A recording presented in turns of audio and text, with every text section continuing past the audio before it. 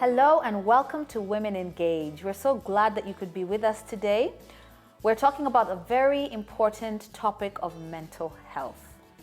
I want now to introduce our panelists. I'll actually ask you to introduce yourself to the audience. And in case someone is watching for the first time, I'll ask you to just tell us your name, and then we will continue with our topic of mental health. My name is Debbie Maloba. My name is Mirgetui. My name is Rose Misati. Welcome. Welcome. So let's, I think, begin by defining what is mental health. Mental health is a state of emotional and psychological well-being where somebody can face the normal challenges of life and bounce back. Okay, so it's well-being. It's well-being. Well-being, which means it affects all of us. Exactly. Because many times we equate mental health with mental illness. Exactly. Okay, so mental illness is not synonymous with mental health. So what is mental illness then? So that would mean that there's a breakdown, and one is not able to cope with the normal stresses of life. So they cannot function normally under the pressures of normal life. So there's that disequilibrium. Yeah, dysfunction, you can say. Yes. When you're no longer balanced in the way that mental health is, then it leads to mental illness. And I think it's important for us to differentiate because someone might be watching and thinking, well, I don't suffer from mental illness, so this has nothing to do with me. But all of us have pressures in life, we have challenges in life, and the way that we deal with them is either going to help us to be balanced emotionally, socially, psychologically, physically, in all ways, or not. And so it's important for us to talk about that. Why is it that we don't talk about mental health issues as much as maybe we could? If we've seen from the definition, it's something that impacts all of us. Why don't we talk about it more often? I'm quickly thinking of two. Number one, there's the stigma associated with mental health. Just when you tell somebody mental, everybody thinks madness, which in medical terms is called psychosis. So there's the stigma because nobody wants to be labeled as mad. Number two, the understanding. There's a low level of understanding because even there's a gap in numbers of mental health practitioners. So I feel also the knowledge gap is low, so people don't really understand. A friend of mine told me one time, she was coming from another part of the world to Kenya. She said, what is interesting here in Kenya, when I ask people, how are you? And they say, I'm fine. They're just referring to physical, you know. But she said, where she comes from, when somebody is depressed or they are low, they just say, I'm not well. Because they are cognizant of the fact that mental health is part of health. So sometimes we don't know. We don't think it's proper to talk about feelings, you know. I'm not well, I feel low. Yeah. We do not accept that depression is a sickness, because you will ask somebody that, are you feeling, how do you feel? He will tell you, I'm not feeling good, but it is okay. You see? So sometimes we do not accept. That's why we don't talk about it, because people, they don't think this is a sickness, this is a disease. Mental illness, that is. Yes. Yes, I also think that when we are talking about mental health, it's more me, personal, than it is to do with other people, though it's going to affect them. So we tend to be shy about it, to be quiet about it. Our tears are our businesses, and many of the times we do it maybe when we are alone or in the dark under our pillow. And so we, as a society, we have really not come out to address mental health with the seriousness that it deserves. And that it's not your fault to be mentally sick. Sometimes when somebody is mentally unwell, for example, depression, they are told, pray about it, read your Bible, think positively. But if somebody has diabetes or hypertension, it's not looked at that it's their fault. Yeah, so sometimes also that kind of attitude towards it can limit people from expressing themselves when they're feeling like they're mentally not very okay. And maybe also it's if you have some kind of mental instability, it's seen as a weakness. No one wants Exactly. to. Some kind of weakness. Either weakness that, you know, you're not a strong man, you're not a strong woman, you're not a strong Christian, because if you had better faith, you know, you would cope better, you would. So it's almost an admission of weakness. Yeah, and there's a way in which it even stigmatizes a generation. I remember in my culture, before you got married, a girl, one of the questions they would ask, are there any people who are mad in their genealogy?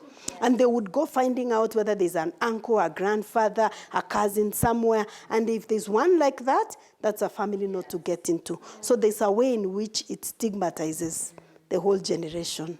So what are the things, what are the kind of things that cause imbalances in our mental health on an everyday basis? What are the challenges that we find in that really shake our mental health sometimes?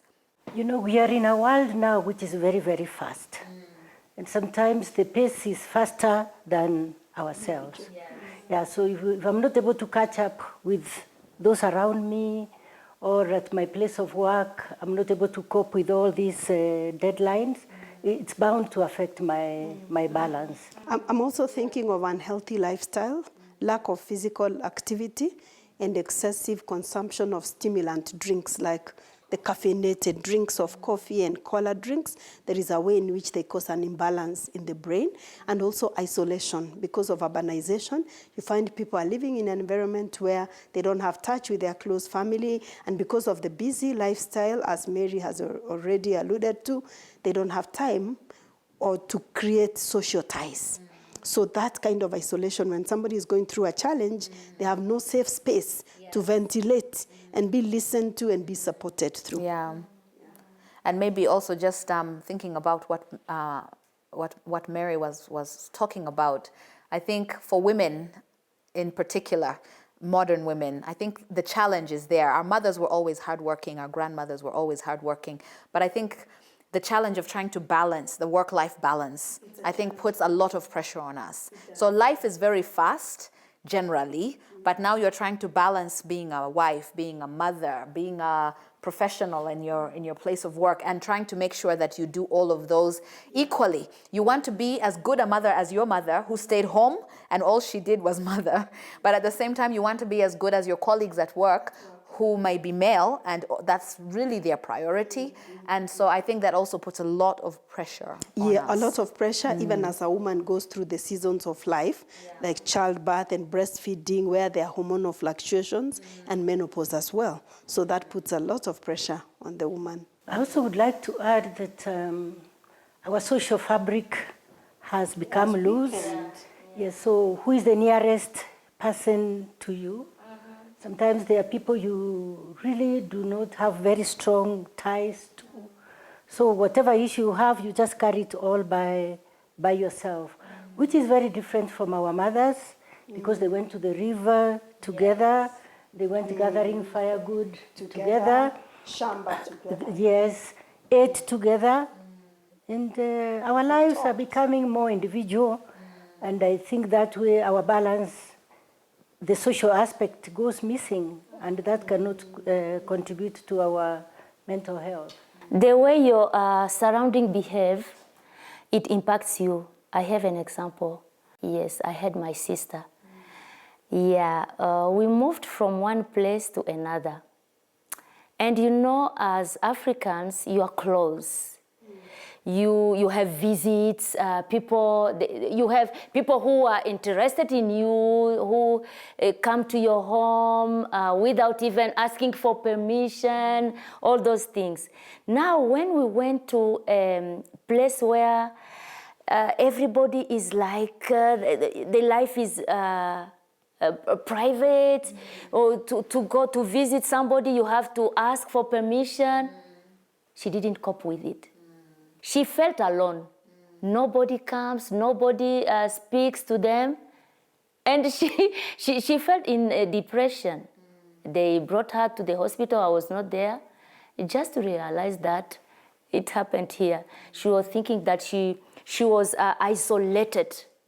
Yes. And you see, when you are used to one culture, And now you have to cope with another culture where people seem to live their private life without being interacted.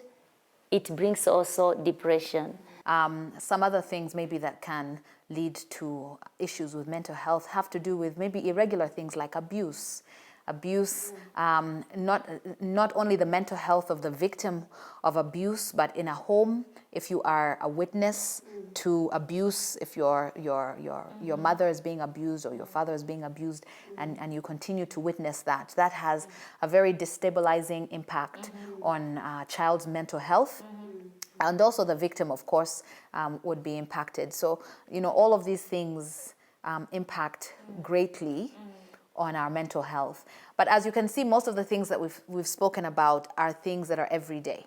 Most of us, hopefully, don't have to deal with abuse, but we all have to deal with the modern day lifestyle.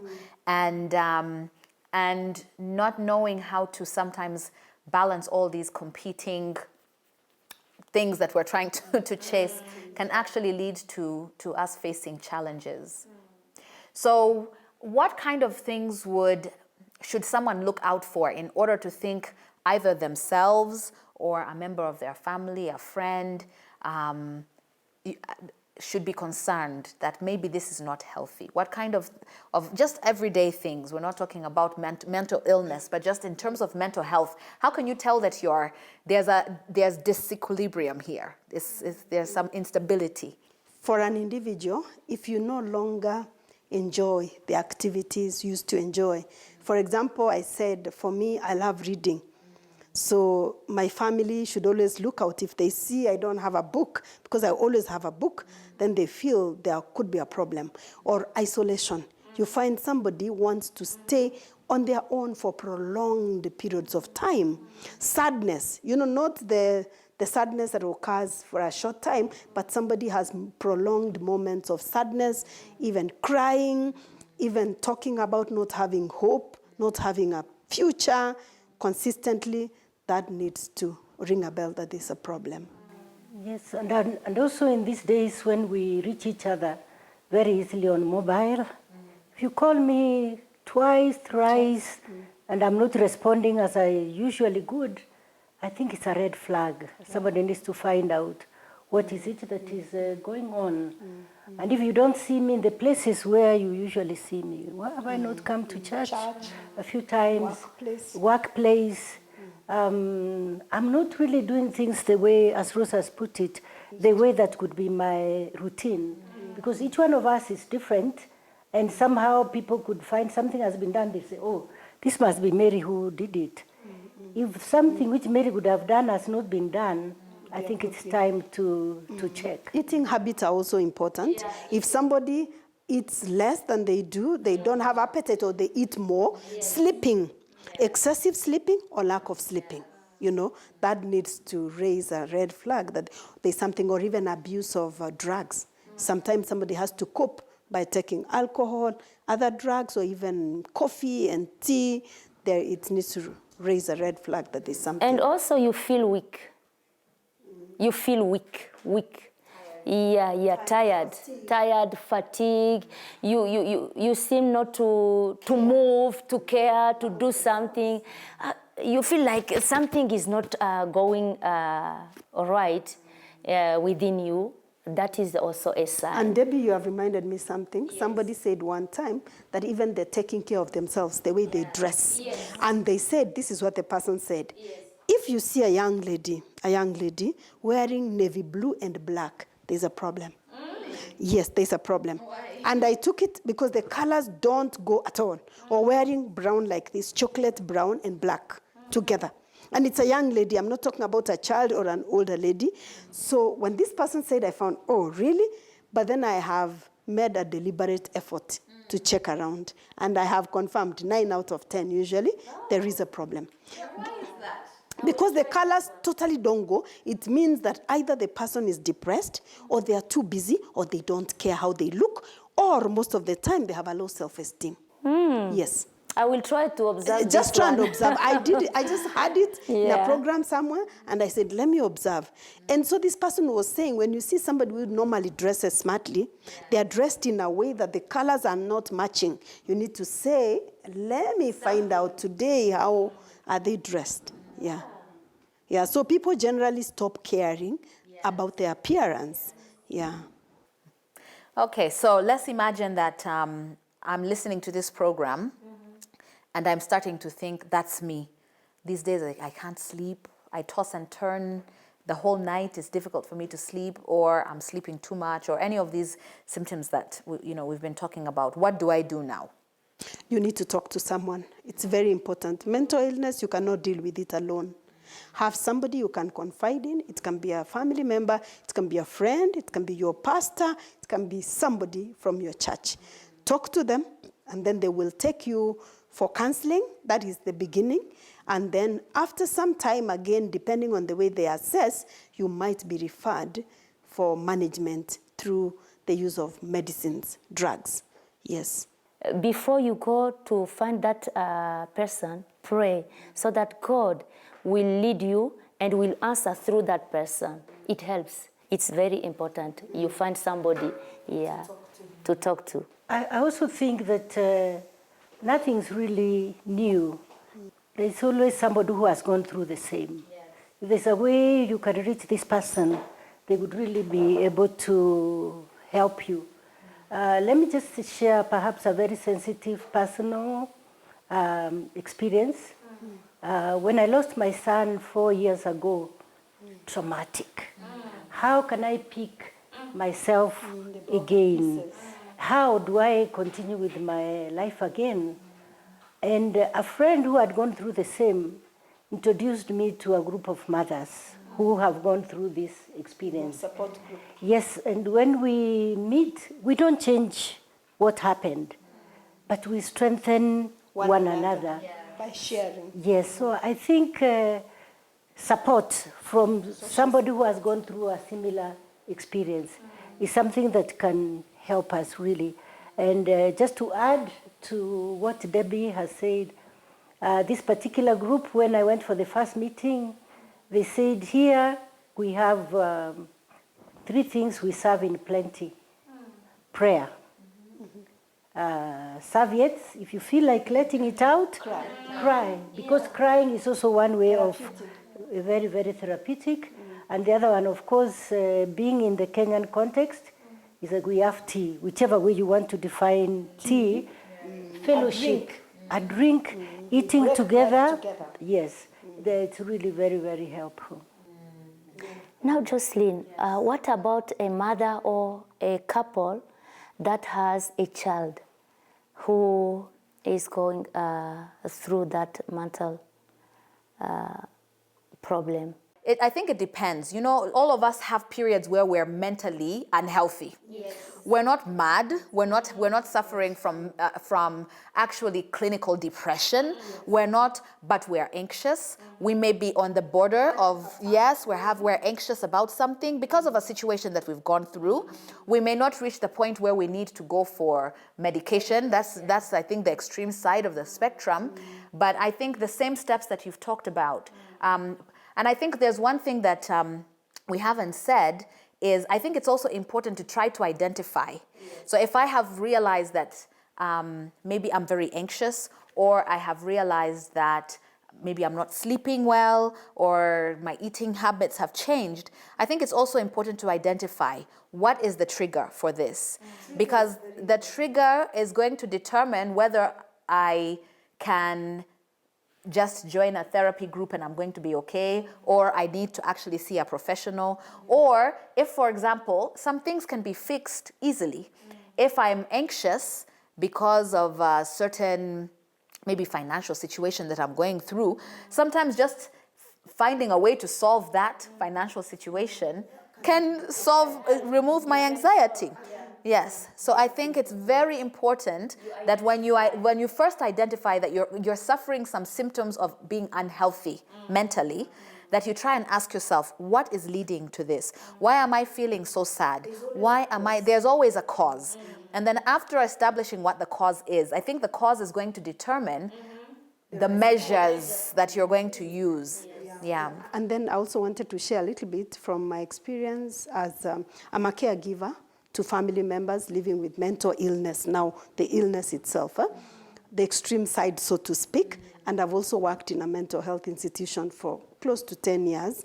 Usually, just to follow up on the question Debbie asked about what do you do if you're a mother and you have a child, I tell you as family, you're too involved to deal with it. You're too involved because you really get affected. Statistics say that for every person with a mental illness, 4 other people are affected. 4 at minimum. It could be the mother, the father, a sibling, a brother, a colleague. So it's many more people, but a minimum of 4 people are affected. So at that time, even your judgment and whatever solutions you may give, they may not be rational. Usually it takes an external person. It can be an uncle, an auntie, and a friend, or even a professional counselor to determine. And many times, let me tell you, prayer is the most natural thing to do, but it's not that easy. You find when somebody is in that state, they can't even pray. So it doesn't make sense at that point when you tell them, pray and read your scripture. It doesn't make sense. And some of them, they are at a level, they need medication fast to stabilize. And sometimes as Christians, we have gone overboard. When somebody is mentally sick, we start praying and casting out demons, and yet it's a mental illness that needs medication to make them relax and sleep, and then now we can begin a discussion. Because at that point, even counseling sometimes may not work because they are not in the right mental state to even assimilate. Yeah, so it's very important to have somebody else, to deal with it who is a bit outside. They may be more rational in this state. But having said that, I want to mention that support group is powerful. Everybody, even when you're still okay, we need a support group for something. It may be for young mothers, for older mothers, for professional women, for anything. Church, married couples, church, we all need a support group. We need one another. May I also just add something that our mental balance has also got to do with our physical. Yes. And sometimes we work very hard and we get extremely exhausted. Even just taking time off is important. Very important. The culture where I come from, they say one lazy day is not too bad. I'm not saying that we neglect duty. We rest. And for some people, there are particular places where they go to and they balance. They get harmony. I have a friend, when things are getting things are getting very big, they go back to where they were born. And they say, this is where I grew up with serenity. Yeah, really the morning breaks nice and fair. Not that it's very easy in all ways, but this is the place where they go, and when they come back, they are totally different. Rejuvenated, refreshed, and it may not cost money, so much money as such. But sometimes we think to take a break requires lots of money. Not exactly. There are some simple, easy places we can go. Walk in a park, go to the library and read for myself. And it can make a lot of Or give Cook yourself a meal. night in. Exactly. Yes. Or sleep until midday. Yes. Cook a nice meal and eat it. Yeah. Just learning to take breaks, and sometimes that can be difficult. Because especially we as women, it's hard sometimes to even give yourself that permission. We feel guilty. Yeah. Some of us, we feel very guilty. Yes, Yeah. you're staying in bed. But we need it. Yes. It's very, very important. Yeah. Now, our time is running out, but I just want to address now that family which might actually be dealing not just with, the usual anxieties of life, but actual mental illness. Someone in your family is clinically depressed. Someone is suffering from schizophrenia. What advice can you give? I'll ask Rose, as now in your medical profession as a doctor. What advice would you give? Because that's a very difficult thing for many families to deal with. Because I think starting with the stigma, first of all, of even being able to come out and say, my husband or my wife or my child is suffering from this. What would you advise I would them? like to say that mental illness is not a curse. It's not because you have not prayed enough. It's not because you have not read your scripture enough. In other words, it's not your fault. It's not because of something you have done. Many times, actually, largely, it's genetic. There are people who have a genetic predisposition to breaking down mentally. But that's not the end of the story. They can still, with proper medication and psychotherapy counseling, that is, they can lead a near normal, if not normal life. So please seek for help. And there's also help for caregivers, because many times the focus is on the person who's sick, but the caregivers also need therapy, they need support, because it's not easy to live with somebody who is having a mental health issue. You might actually also end up to be a bedmate if you're not well taken care of. So there are support groups, there is counseling for the caregiver, and also for the one who is affected, there is medication. And now we have medication with very minimal side effects that somebody can take. They are stable, they can go on with work, and they accept the condition, and they live with it and provide for their families. And actually, they live their purpose. They exploit their full potential. Yes.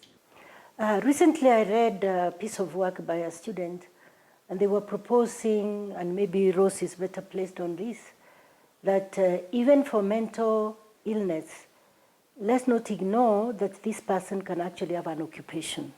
They do. And so even when they are in a mental institution, They need to be doing something. they need to be doing something. Gives them a purpose. Yes, they need to be taught to do something, so that when they come out, the self-esteem doesn't go down. Exactly. And being able to keep busy is also therapeutic. For the mental health, by the way, it's very important. Yeah, very important, because when you isolate somebody and now it seems like you have pity on him, he will now think, oh, so I'm not normal.